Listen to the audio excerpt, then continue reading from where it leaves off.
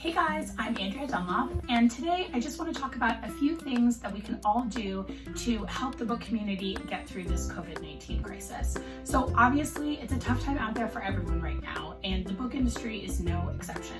You know, there are a couple of bright spots. People are definitely reading more than ever, and actually sales of ebooks and digital audiobooks are up, but the industry as a whole is getting walloped. So some of you are authors who watch this channel. I assume all of you are readers if you're watching these videos.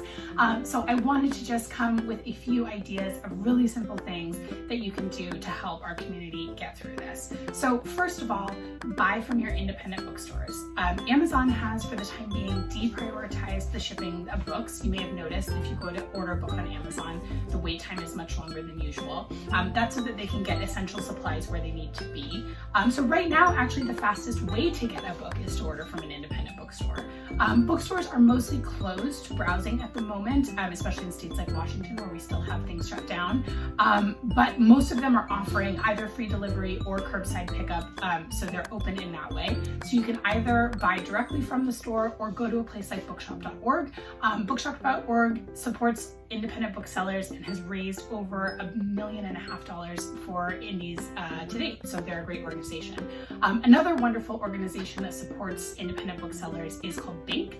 That's the Book Industry Charitable Foundation, and they support booksellers by offering small business loans. So no surprise, they've seen a big spike in applications, and you know, bookstores as venerable as the Strand and Powell's in Oregon have been struggling to keep their doors open throughout this crisis. So you can imagine that, you know, bookstores on down the line are really having a hard time. So that's another great way to support the booksellers that you love.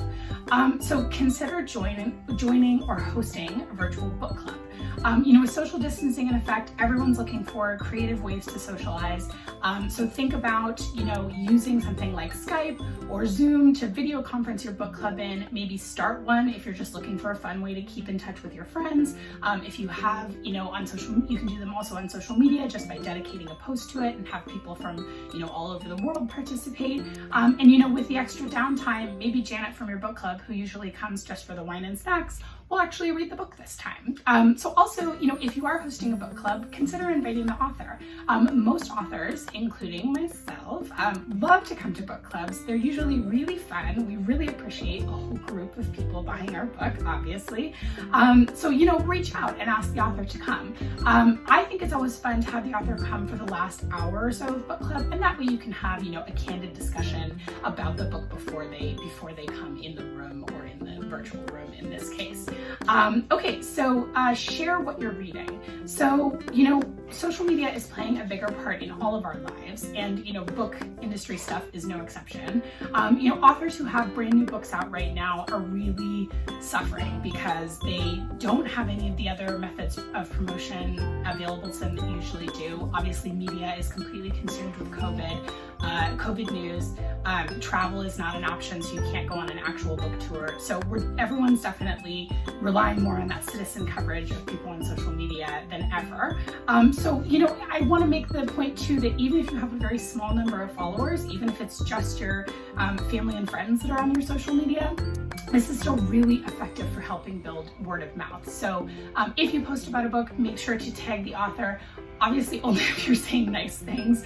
I don't know what possesses people to tag authors in negative reviews of their book. Please don't do that. And if you can, you know, include also a link of where to buy the book, preferably from bookshop.org.